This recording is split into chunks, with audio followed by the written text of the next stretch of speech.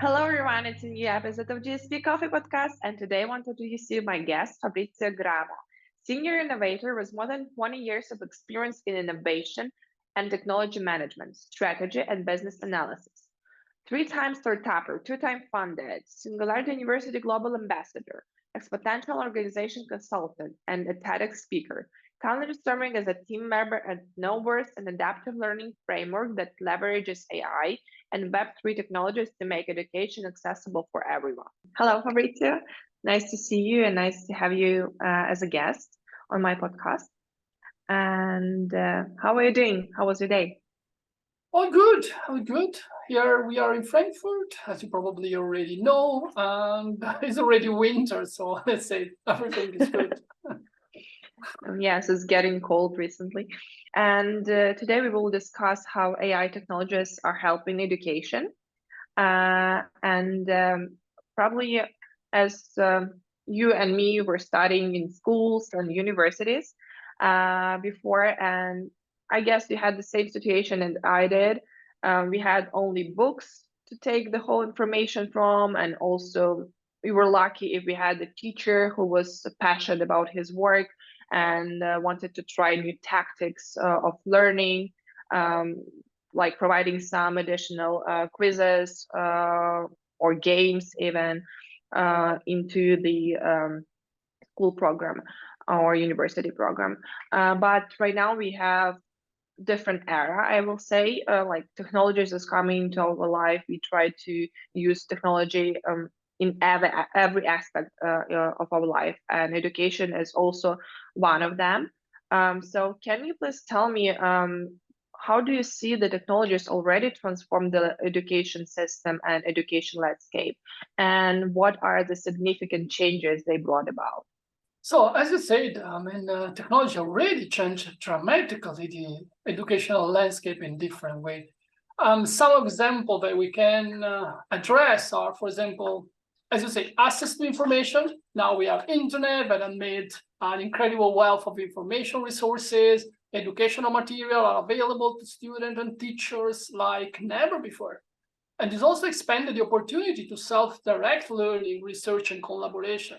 You mentioned before, yeah, we were in school, they gave us a book, read it, read it, and repeat it. Now you can be more, let's say, in control of your education. And at the same time, through internet, we have online courses. So we have a learning platform that enables students to take courses, even in high degree program online, increasing access and flexibilities. So you don't have to forces to go to school at a precise time in your life, like in the evening if you're working, but now you have access to a plethora of opportunity of learning. As well, we have tons of communication tools. Now we are online. We are pretty far, for sure, a couple of 1,000 kilometers far, but we have video conferences, messaging, social platform. We connect students and teachers like never before. So we can have now multiple people that could help the students and teachers, more mentors. We have now opportunity to talk with other students in different parts of the world and study with them. And that's also based for some social interaction through learning apps. What else? Personalized learning. For sure, AI will make a very big difference in the ability to adapt courses and deliver content to individual student needs and interests. So this customization will dramatically improve the outcomes and the engagement. What else? And yes, obviously, as well, real life or real world connection, because we mentioned before the opportunity to connect with students all around the world, but at the same time, you can have internship program experience. So connect entire classroom to real world application and career. So you can contextualize learning and build skills with a more focus instead of the generic learning path.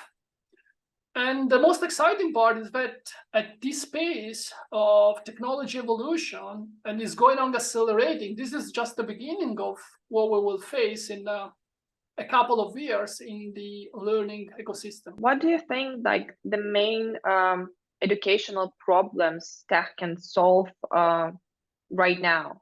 Probably like we have a lot of problems in education system. I guess it depends varies from the country mostly, but like in general, what are some unbreakable issues that were in education system, and where exactly technologies can help them to solve them.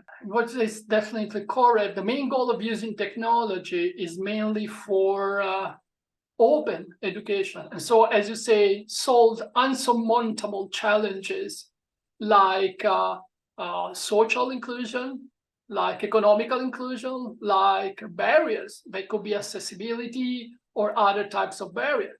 So in terms of the problem, but we can see that we already somehow solved it, somehow because we didn't completely solve some of them.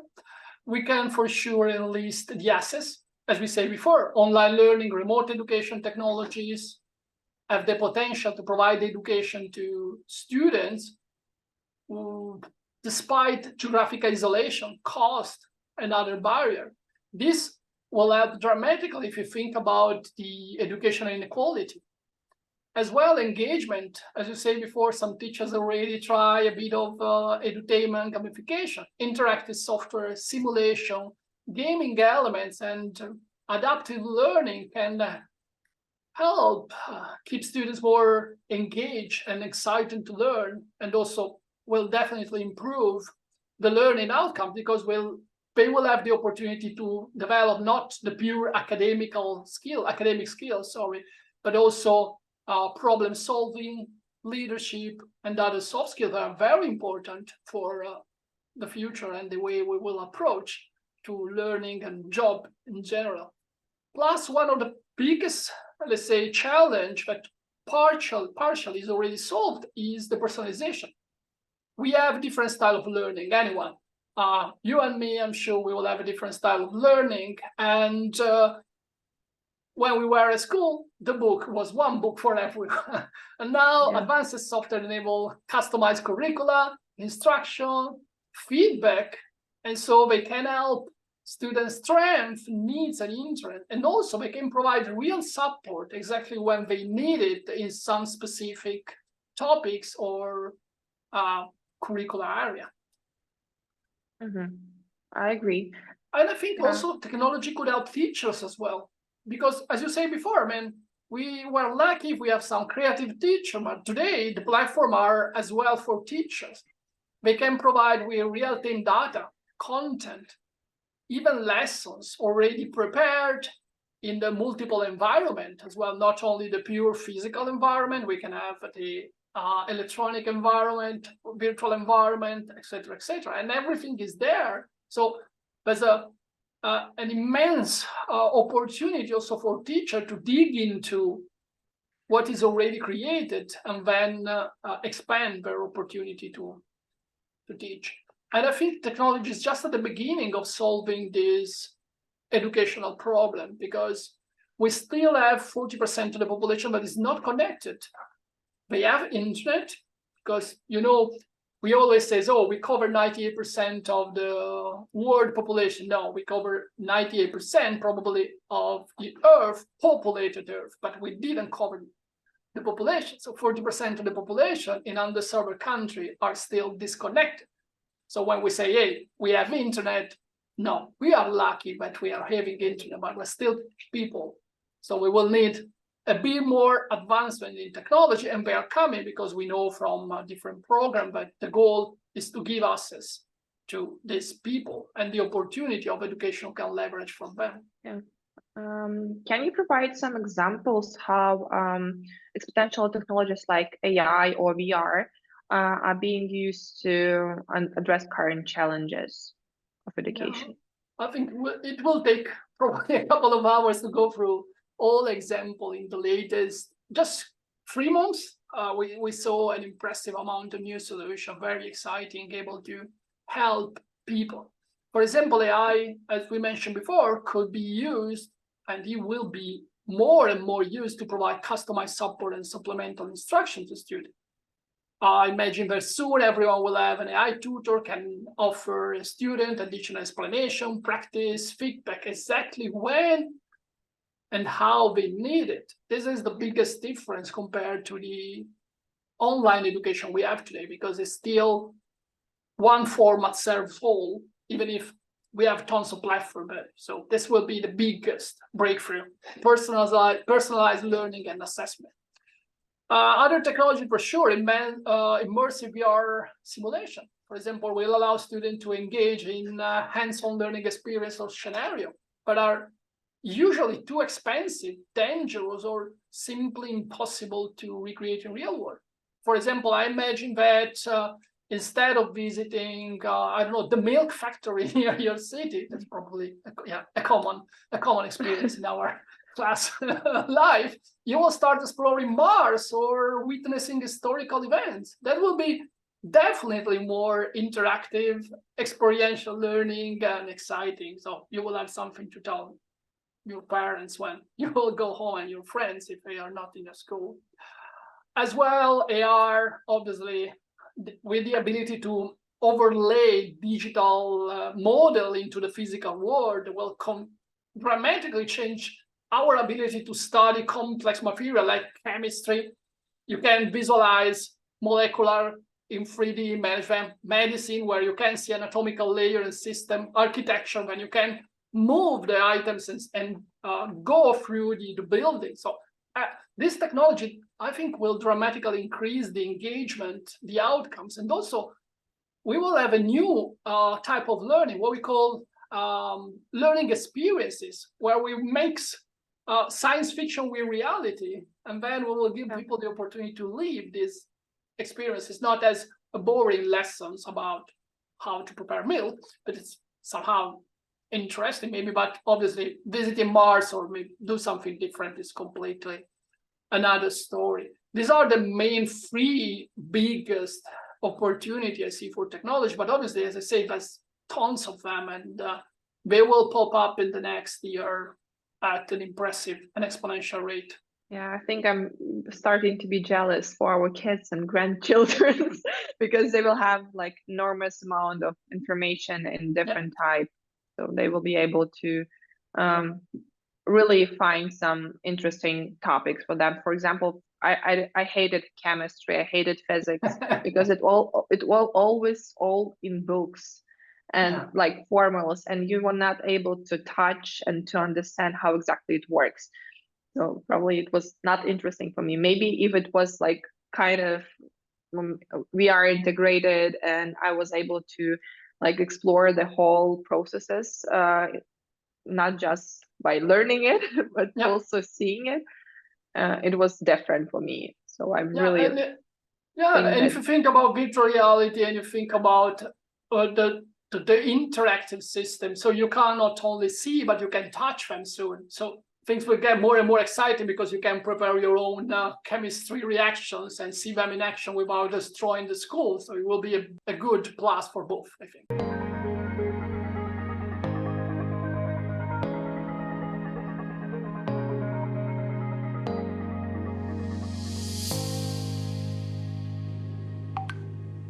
Right now, there's like more and more popular to have the concept of edutainment. It's like entertainment and education. How do you think if we combine these two types of different strategies, I will say, like educational, like more formal, and entertainment, more enjoyable and funny, how to find the right balance? So find the right mixes, obviously, of education and entertainment seems pretty complex because we see them as two completely different worlds. If I think of my parents as well, hey, one thing is studying, one thing is playing, okay? So when we try to mix them, obviously it sounds strange, but first of all, there's already amazing product, not experiment, product. If you think about Classcraft, is an amazing platform that transforms the student in a fantasy character, and they play together while learning, and exams are boss fights. So we already have this kind of approach, and it's already working. And they demonstrate that a very effective edutainment is capable of seamlessly integrating interactive games, challenges, stories, and other fun elements directly into the instruction of curriculum and skills.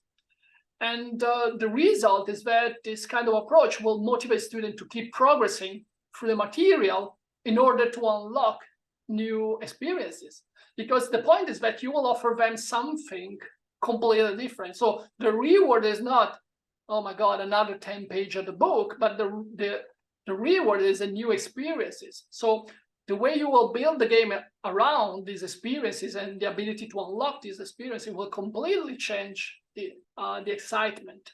At the same time, I understand that entertainment should never override educational priority. Otherwise, we're risky to jump into game directly, and probably we will not help them a lot.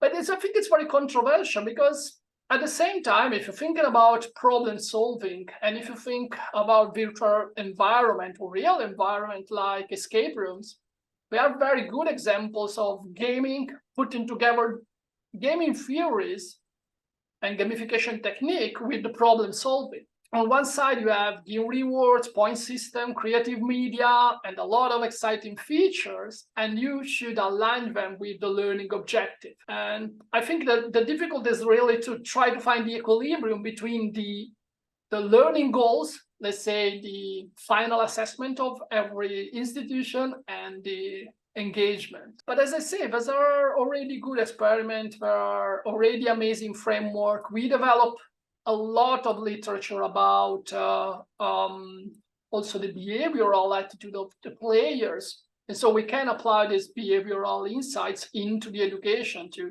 generate new opportunity of learning. Yeah, I guess like the whole market will change a bit.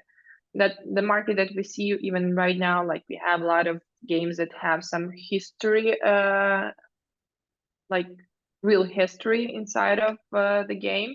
But in case they will develop it more like into the learning strategy, it might also be used in the education programs even. As we said before, that artificial intelligence will help a lot with personalization and also adaptive learning. How do you think this system will exactly work? Because like AI is a system that learning from the previous materials, and it's like just developing right now. How exactly this personalization will work?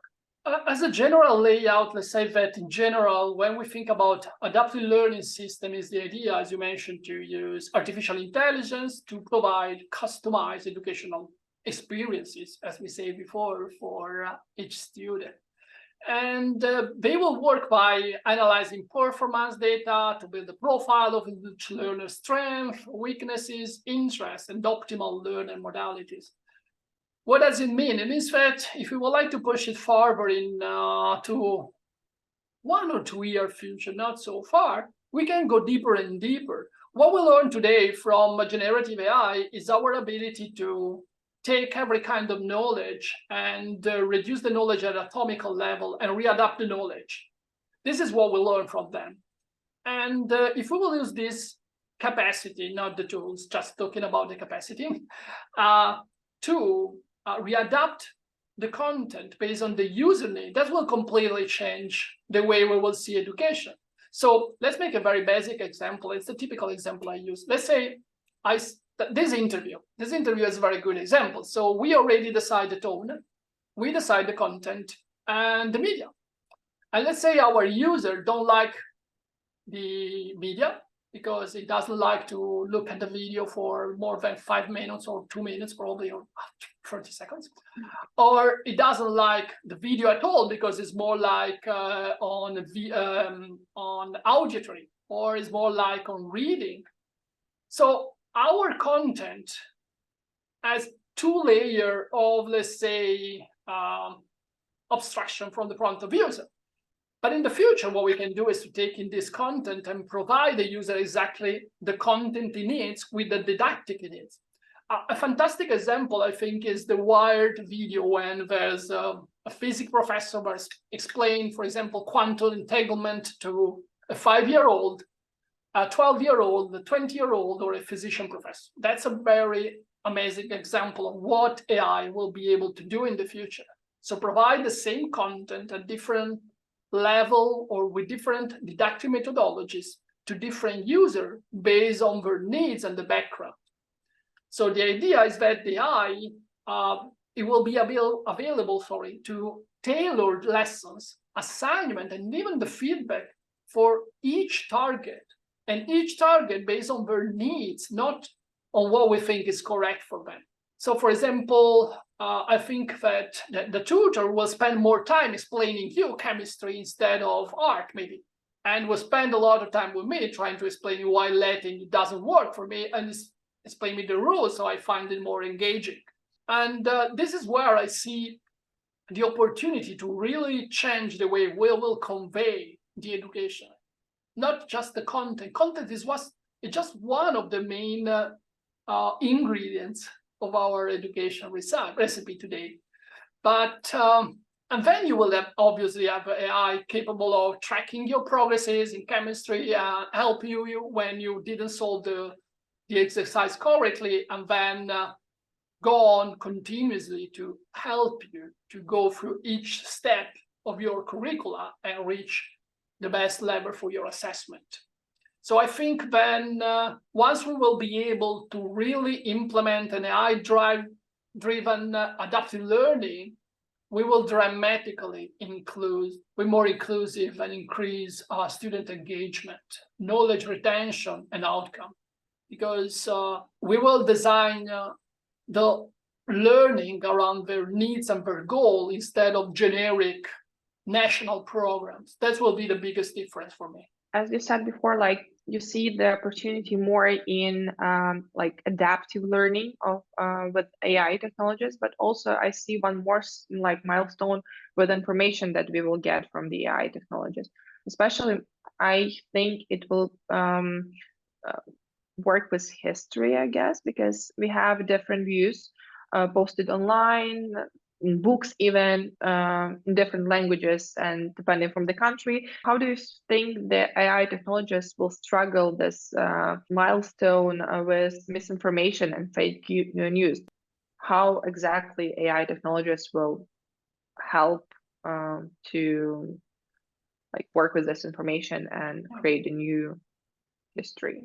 I think that AI we could help in two ways. Obviously, as you say, with this misinformation so pervasive online, is definitely, absolutely essential that we will leverage technology itself to impact stronger digital literacy and critical thinking skills. So what does it mean? It means that on one side, we should deliver an AI capable of filtering the effect presenting. And a very good example is Bard, the new version of Bard that was released less than 1 week ago, I think. I don't know if you ever tried, but once it will present you an answer, it will present a a color red mark, red when it's fact checked is wrong, and when green is fact checked. So what does it mean? It means that AI is already trying to make its own check on part of the reality. But I think this is just the way tech people will solve the problem. If you're thinking about education, your question is getting more and more interesting, because I think everything should start with making these skills, so digital literacy and critical thinking, a priority across all ages, groups, and integrating them into core curricula. So students should learn how to objectively evaluate sources, identify misinformation techniques, cross-reference facts, and also watch for, let's say, emotional manipulation. Because AI itself obviously has to play a role with intelligent algorithm, as we say, with Bard, that can analyze news, web content, flag potential misinformation. But at the end of the day, if we will not give the user the ability to understand what they read, that's just a poor exercise in tech. We are not helping people to get the right information. We're just serving them at the same time we are serving them fake news. So I think the real point will be to educate people to develop their own tools, capacities to understand what is, let's say, what is fact check, how to fact check data, etc., etc. I think both as I say, on the tech side, we are now getting more and more detail on the ability of spotting fake news. even if there's also bad news on that side. I'm sure you heard that the tool that ChatGPT released to identify ChatGPT answers was dismissed because the answer was so good, or probably there was no it was not interesting maybe to keep the tool alive. But on the other side, we have Google Bar that now is getting this fact check. As I say, on the other side, I think it's more an educational program. In a context of future education, how do you see the balance between digital education and physical learning?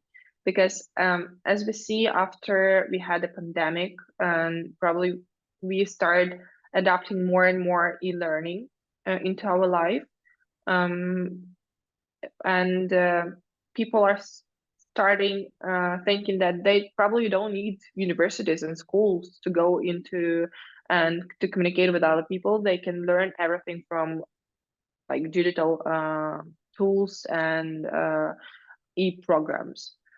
How do you see this balance? If we still need to have universities to communicate with people and live people, or we can all go online? As you can imagine, predict the future is not exactly our job, and I'm sure there are people with crystal balls and a lot of smokes behind them that can do that better than me. But what we can see is that digital learning spaces are growing super quickly. But at the same time, we know that quality education will always require integration of physical and virtual education. So I see that a lot of university, a lot of learning institutions are now trying to have a blended mode. So they are trying to somehow create a hybrid approach in order to maximize the benefit and obviously offer a new opportunity. And this requires also bigger adaptability from institution, because you need to find a way to fuse physical and digital capability together. So if you think about current building, means that we will need robust connectivity and devices, and also will need fluid design, allowing reconfiguration between group discussion, collaborative project, internship, remote internship, focus work, and at the same time, immersive technologies, computers, aulas or studios, etc. So it's a transformation, but we already again saw it happen in different institutions.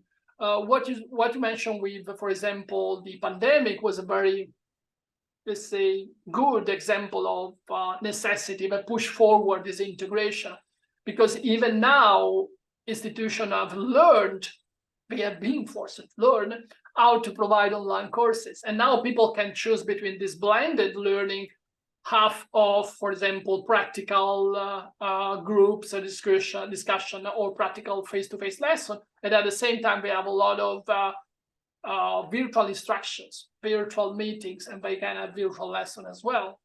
So I think that also will affect teachers a lot, because if I have to again think back to my school experience, wow, how many of my teachers will be able to manage a VR lesson? That's a very interesting question. So it means that also on the institutional side, there will be probably a need of adapt their way of teaching and their competencies, because obviously everything will change. So yeah, I think the future will be for sure more hybrid. I'm sure someone will prefer to stay full online, and someone for sure will prefer to stay full offline. But at the end of the day, I think that if we have to look back, we are social animals. So sooner or later, you will have to connect with others, even if it will be behind the screen or if it will be in the physical interaction. I think that the hybrid opportunity will make everyone happy, except that probably the teacher that should study. Could you tell me, do you know some unpopular or less known technologies that are high promising in education system? So let's say they are not yet on the media radar. Yeah. Less hyped. No, I understand what you mean. There's a lot of great solutions. So if you open your LinkedIn and decided to filter all the information, and we will start removing everything that sounds like a lead and generative AI or GPT, you will probably find them. And I think then For example, we have an increasing on what we call AI-driven administrative workflow automation. So not just for learning, but as well in bureaucratic tasks. For example, assessment. A lot of for institution already publish their assessments, so people can test them, and AI can help you to identify where you are weaker and how you can prepare better yourself. For example, blockchain secure credential. We know that we still live in, how can I say, subjective curricula. Let's call it subjective, where obviously blockchain will provide tamper-proof portable digital records of academic credential, our competencies, and this obviously will empower lifelong learning a lot.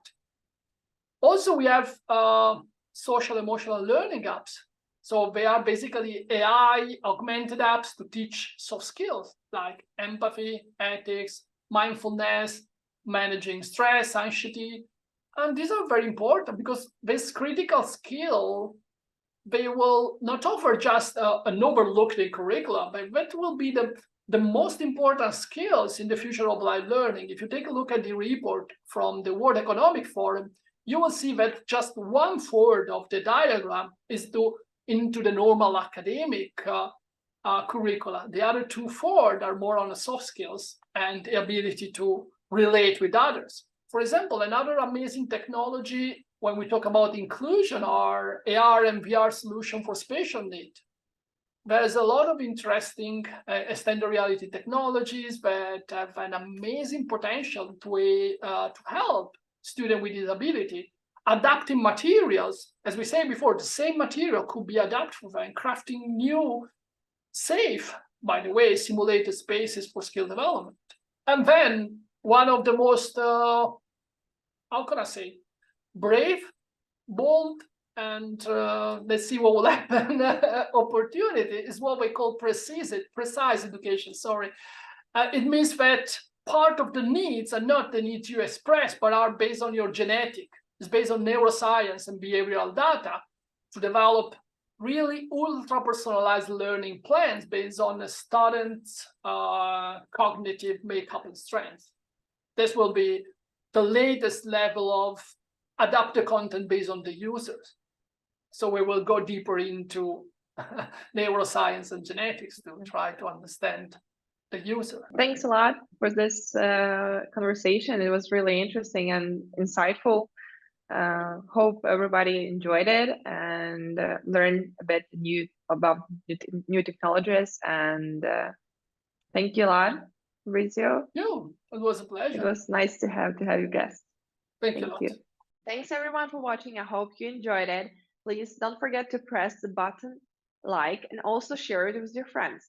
Don't forget also to subscribe to our YouTube channel to be aware about upcoming new episodes. Thanks everyone. Have a nice day.